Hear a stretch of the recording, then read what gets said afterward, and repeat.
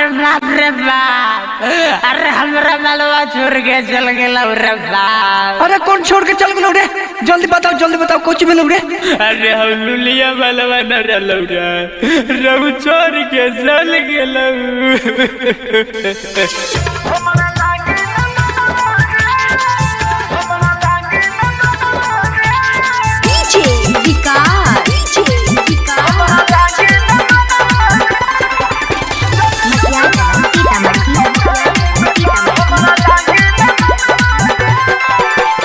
माल पहिला की छोड़ के गई, माल पहिला की छोड़ के गई, बड़ी भइल बा गजनवा रे। माल पहिला की छोड़ के गई, बड़ी भइल बा गजनवा रे। जाले दूसरा अरे का भेल दोसर पटाइबे का रे बाबू? अरे हरे बुरबा को दूसरा पटाएंगे, पहिल की छोड़ के गई है तब दूसरा लाएंगे। चले दूसरा नहीं पटाइबो तो हमरा लागी न मनवा रे। चले दूसरा नहीं पटाइबो तो हमरा लागी न मनवा रे। माल पहिल की छोड़ के गई, बड़ी भइल बा गजनवा रे। माल पहिल की छोड़ के गई, बड़ी भइल बा गजनवा रे। चले दूसरा का रे बाबू तोरा मजा न देवत रहली का? अरे नहीं रे, बोलाती थी मगर कुछ नहीं करवाती थी। चले दूसरा नहीं पटाइबो तो हमरा लागी न मनवा रे। चले दूसरा नहीं पटाइबो तो हमरा लागी न मनवा रे।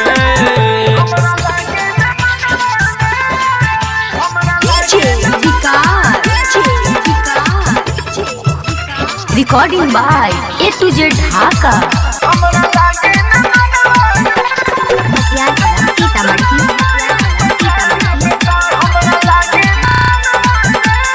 दिलवा नहीं माने बोला कैसे समझाई रे। मन करेला जहर खा के हम मर जाई रे।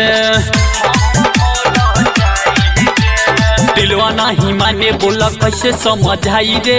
मन करेला जहर खा के हम मर जाई रे। सोचनी मरला पर कुछ न मिली, सोचनी मरला पर कुछ न मिली, चला जाही मोटा जानवा रे। सोचनी मरला पर कुछ न मिली, चला जाही मोटा जानवा रे। जाले दूसरा अरे बाबू ऐसा काम न करियो, जहर न खाइयो रे बाबू। एगो जाई तो दूसरा आई। अरे तो ठीक है, अरे दूसरा नहीं आएगा तो हम तुम्हारे सालियों को पटाएंगे। चले दूसरा नहीं पटाइबो तो हमरा लागी न मनवा रे। चले दूसरा नहीं पटाइबो तो हमरा लागी न मनवा रे।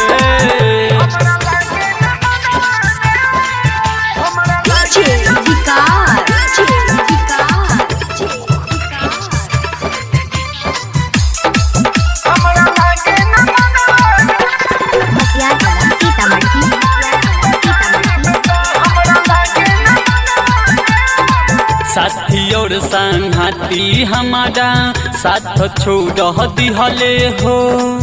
कहे अली बेदर्दी धोखा तोहके दिहले हो।